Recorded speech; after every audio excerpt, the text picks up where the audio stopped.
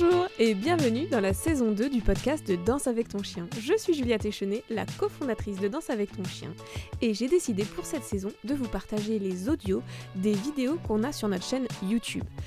On va parler de méthodes positives et scientifiques et j'ai hâte d'avoir vos retours. N'hésitez pas à vous abonner et à liker et à nous rejoindre sur les réseaux sociaux. Je vous souhaite à tous et à toutes une très belle écoute.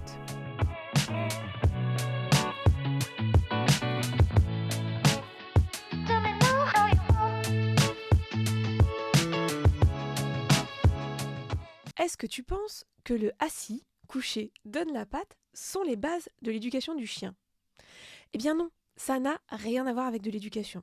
Je vais t'accompagner pour déconstruire cette idée, mais aussi je vais t'expliquer ce que c'est la vraie base de l'éducation et par quoi tu dois commencer avec ton chiot ou ton chien. Allez, c'est parti.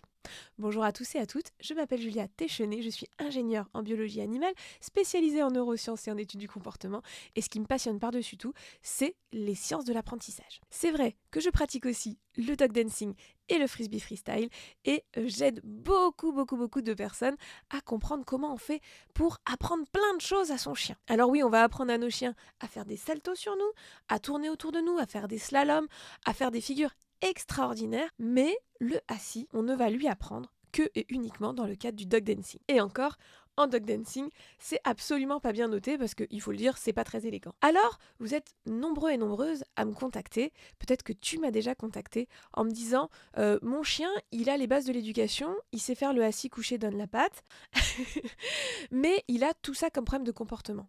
Mais en fait, ça ne va pas ensemble, parce que le assis couché donne la patte, déjà ce n'est absolument pas les bases de l'éducation, et ça ne réglera aucun problème de comportement. Les bases de l'éducation, c'est bien apprendre au chien à interagir avec son environnement, à comprendre les codes dans lesquels vous vivez, et à respecter votre bulle et vos règles, mais en prenant des décisions par lui-même, en intégrant lui-même ce qui est bien, ce qui est pas bien, ce qui est ok, ce qui est pas ok. Donc, si c'est vous qui mettez votre chien en position assis couché ou que vous lui dites tu restes ou pas bouger ou tu laisses, en fait, ça c'est du contrôle pur et simple, ce n'est pas de l'éducation. Est-ce que vous avez cerné la différence ? Il est donc temps de dissocier l'éducation qui comporte les comportements par défaut, les comportements induits par des signaux environnementaux et le rappel ou l'apprentissage de tricks qui n'ont aucune raison d'être demandés au quotidien. Un chien bien éduqué, c'est un chien à qui on n'a pas à demander les choses. C'est un chien qui a intégré les choses. En fait, c'est l'objectif même de l'éducation de le laisser interagir et analyser son environnement pour prendre les bonnes décisions. C'est ça l'éducation. Donc quand on dit mon chiot, il a les bases de l'éducation, il a le assis couché donne la patte, en fait c'est une très mauvaise interprétation de ce que c'est que l'éducation. Oui, on va vous dire qu'est-ce que c'est la base de l'éducation et on va vous donner plein de petits exercices très concrets à mettre en place. Mais la base de l'éducation, c'est bien sûr les autocontrôles, donc apprendre au chien à se contrôler par lui-même, le refus d'appât, mais également en autocontrôle, c'est-à-dire qu'on oublie le tu laisses ou arrête ou stop ou non. On apprend au chien à observer qu'il y a des choses à manger et à prendre la décision de ne pas manger ces choses-là. Donc dans le silence, sans contrôle. Encore une fois, on va vous donner les solutions et les exercices à travailler pour ce refus d'appât qui est essentiel, qui doit être intégré par le chien et qui ne doit pas être sous signal de l'humain, parce que le jour où il n'y a plus l'humain, le chien il mange tout ce qu'il trouve. Le renoncement pour éviter la frustration, le focus, la gestion d'impulsion, le focus et la confiance. La confiance en l'humain et la confiance en soi. Bref, vous avez compris, l'éducation c'est tout sauf s'asseoir. Parce que finalement, ce assis, il est sacrément inutile.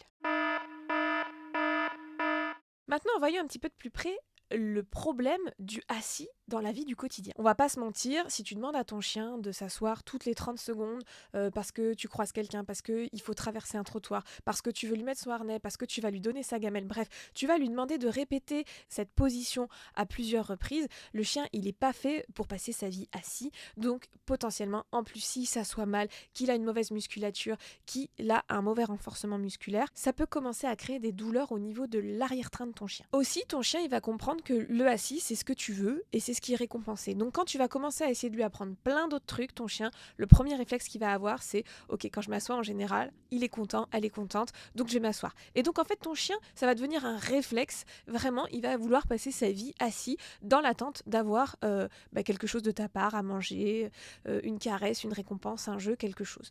Et c'est pas du tout ce assis-là qu'on veut, mais plutôt nous, on va chercher l'autocontrôle. En fait, on cherche l'autocontrôle et le calme. C'est-à-dire que si ton chien, il est calme en étant debout, c'est complètement ok.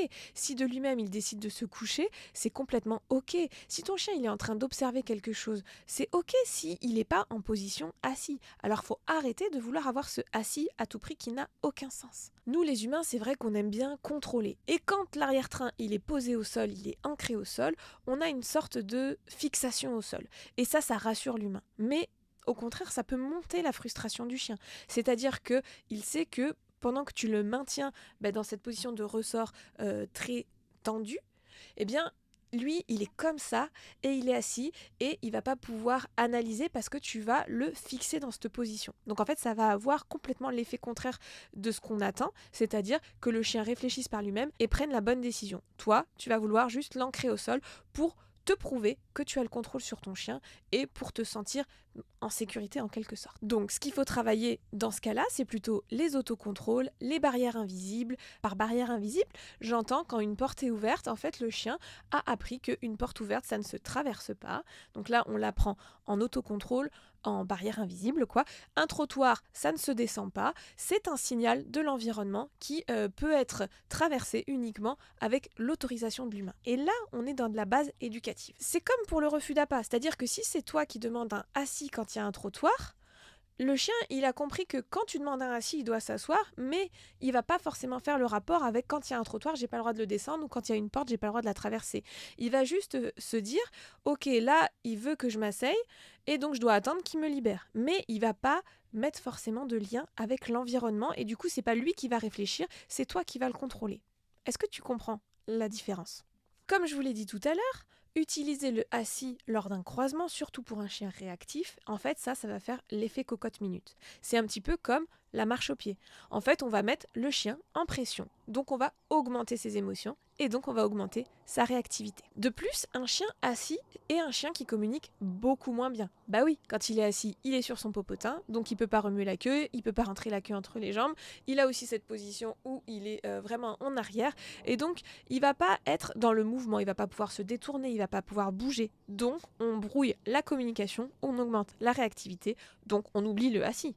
J'espère que je vous ai convaincu. Ce que j'ai du mal à comprendre, c'est qu'on a beau expliquer en long, en large les autocontrôles, on voit sur les réseaux sociaux et dans les cours d'éducation encore beaucoup de gens qui disent « je travaille les autocontrôles » et qui disent à leur chien « assis » pour travailler les autocontrôles. Alors on n'est pas dans les autocontrôles, en fait on est en train de brouiller tout le système d'autocontrôle. Encore une fois, le assis, c'est inutile pour le focus, les autocontrôles, les barrières invisibles. On ne fait pas asseoir son chien. Ok, tu vas te dire peut-être, bon, elle nous gonfle celle-là à nous dire qu'il faut pas qu'on apprenne le assis à son chien, mais qu'est-ce qu'on fait alors ? C'est quoi les bases de l'éducation ? Eh ben c'est bon, j'arrive. Je t'explique tout dans cette deuxième partie du... Alors, comme je te disais, on peut remplacer ce assis par du travail d'autocontrôle. Autocontrôle à la gamelle, autocontrôle au jeu, autocontrôle à la friandise. On peut également remplacer ce assis par le travail de barrière invisible. En fin de compte, pour le passage de porte, par exemple, eh bien, tu vas positionner ton chien devant une porte. Quand tu vas ouvrir la porte et qu'il va vouloir y mettre son nez, eh bien, tu vas refermer la porte jusqu'à temps qu'il comprenne que, en fait, quand la porte s'ouvre, il ne pourra pas passer. Mais c'est pas toi, tu dis rien.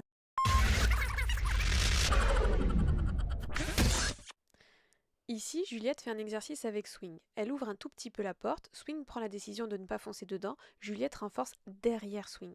C'est hyper important de jeter la friandise parce que ça augmente la valeur et de la jeter derrière le chien, à l'opposé de la porte, pour donner de la valeur loin de la porte, justement pour pas que le chien ait envie de foncer à travers cette porte parce qu'il sait que au-delà de cette porte, il y a la balade, il y a l'extérieur et il y a plein de choses très très chouettes.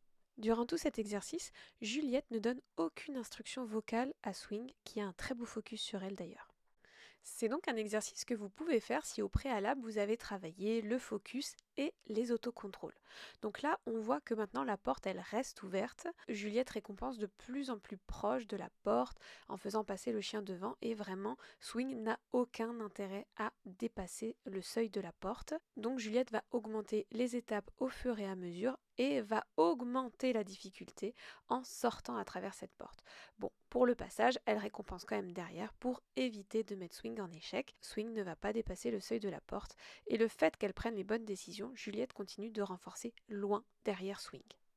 L'objectif dans l'éducation en méthode positive, il faut vraiment apprendre à se taire. La seule chose que tu as le droit de faire, c'est de dire OK pour libérer ton chien ou get pour lui autoriser à aller chercher quelque chose. Mais tu ne dois pas le contrôler, tu ne dois pas lui dire non. Tu dois lui apprendre à se contrôler lui-même pour que ça soit ensuite généralisé dans tout un tas de situations et que tu aies un chien qui ait vraiment des signaux qui soient calés sur l'environnement et qui soit bien dans sa peau, bien dans sa tête, qui soit en train de réfléchir et en train d'interagir avec tout ce qu'il y a autour de lui. On va travailler sur les friandises posées au sol. On peut le travailler de la même façon qu'avec la gamelle. On va commencer par baisser la friandise et une fois qu'on arrive près du sol, on va récompenser le chien avec l'autre main pour que ce soit vraiment facile pour lui et une évidence que la friandise n'est pas arrivée au sol, il ne va donc pas chercher à la manger et il va déjà être récompensé. Une fois que vous l'avez fait plusieurs fois, vous allez pouvoir poser la récompense pour de vrai cette fois-ci. Vous allez atteindre le sol, poser la récompense et à peine la lâcher. Dès que vous avez lâché et que votre chien ne se jette pas dessus, vous allez tout de suite récompenser et mettre la friandise dans la gueule de votre chien. Si jamais, par erreur, il se penche dessus, vous couvrez la friandise avec votre main jusqu'à ce qu'il se recule.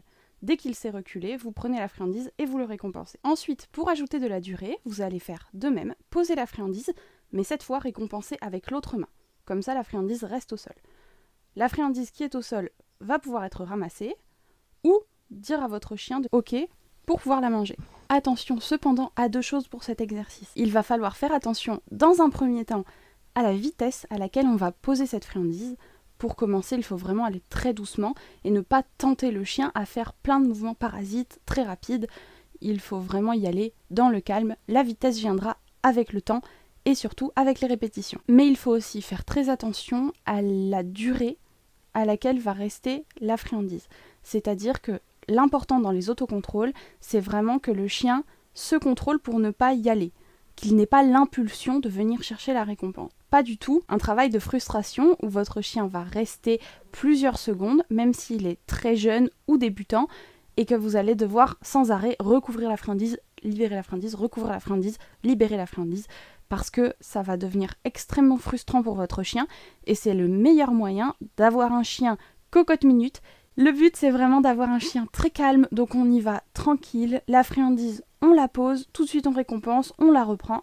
Simple et efficace. Le refus d'appât en autocontrôle, c'est comme je te disais dans la première partie de cette vidéo, c'est apprendre au chien à ne pas manger tout ce qui se trouve devant lui ou à sa portée. Tu vas devoir apprendre à récompenser ton chien. Il va falloir commencer par la base, apprendre les autocontrôles à la friandise, les autocontrôles en mouvement, les autocontrôles au jeu, et puis au fur et à mesure, en fait, augmenter la difficulté de ces exercices jusqu'à avoir un autocontrôle en refus d'appât.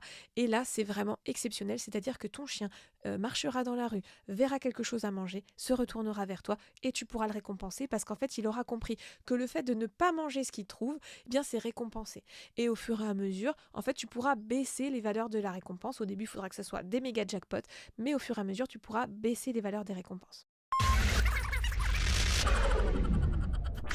Aujourd'hui, on va voir l'exercice pour ajouter du mouvement aux friandises. C'est vraiment une excellente base pour ensuite travailler le refus d'appât ou pour les chiens qui ont un problème avec la gestion d'impulsion. Ça va beaucoup aider sur les choses qui n'ont pas beaucoup de valeur immobile mais qui en mouvement sont super attirantes.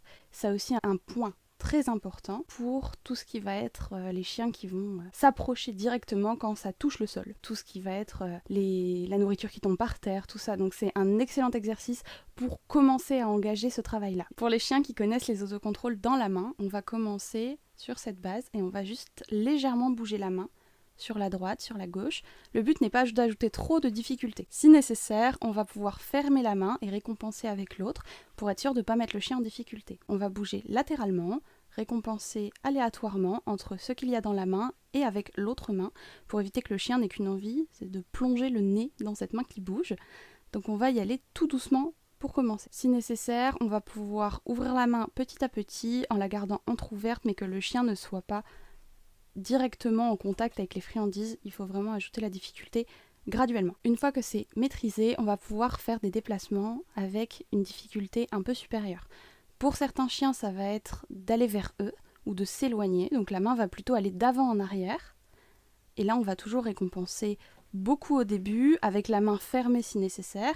Et ensuite, on va l'entrouvrir petit à petit et on va pouvoir récompenser le chien plus aléatoirement entre l'autre main et ce qu'il y a dans la main qui est désiré. On va pouvoir ajouter beaucoup plus de difficultés en bougeant la main plutôt vers le bas. La majorité des chiens ont beaucoup de mal en voyant les choses approcher du sol parce qu'ils sont persuadés que ce qui est au sol est à eux ou est pour eux. Et c'est là que la difficulté arrive. Une fois que la friandise arrive quasiment au sol, c'est vraiment une excellente fondation pour tout ce qui va être refus d'appât en autocontrôle. Et le but est vraiment de casser l'habitude du chien sur le mouvement et le sol. Et le truc que les gens oublient tout le temps de récompenser, c'est le calme. C'est vrai qu'en France, on est à fond sur les méthodes punitives, coercitives. C'est-à-dire que quand un comportement ne correspond pas à nos attentes, on va toujours vouloir être dans la punition pour vraiment marquer le fait qu'on n'est pas d'accord avec ce comportement. Tu vas au coin, pour les enfants par exemple, ou alors on crie un bon coup sur son chien, on dit un gros nom quand il fait pas ce qu'il faut, ou on lui demande de s'asseoir. Mais on oublie tout le temps de récompenser le calme. C'est-à-dire que les comportements qu'on aime bien, on oublie en fait de dire à notre chien que c'est bien. Et du coup, on enlève la motivation à avoir ces bons comportements parce que même un chien qui est un petit peu en manque d'interaction, il va comprendre que faire des bêtises, déjà ça lui apporte des trucs chouettes parce que en général, c'est assez auto-renforçateur les bêtises, c'est pour avoir des trucs qui lui font du bien. Mais en plus, vous vous intéressez à lui. Donc autant s'intéresser à lui quand il fait des trucs vraiment bien.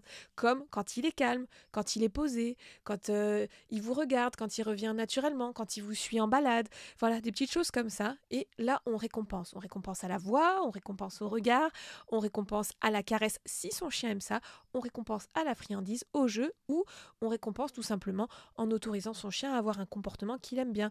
Renifler, se rouler, aller se baigner, pouvoir repartir en courant, bref, on trouve ce que son chien aime bien. Dans l'éducation, on essaye toujours de donner de la valeur au comportement qu'on veut fixer. On peut également rendre le chien beaucoup plus acteur dans son éducation. Plutôt que de lui demander un assis pour mettre son harnais, par exemple, on va lui demander de venir enfiler son harnais.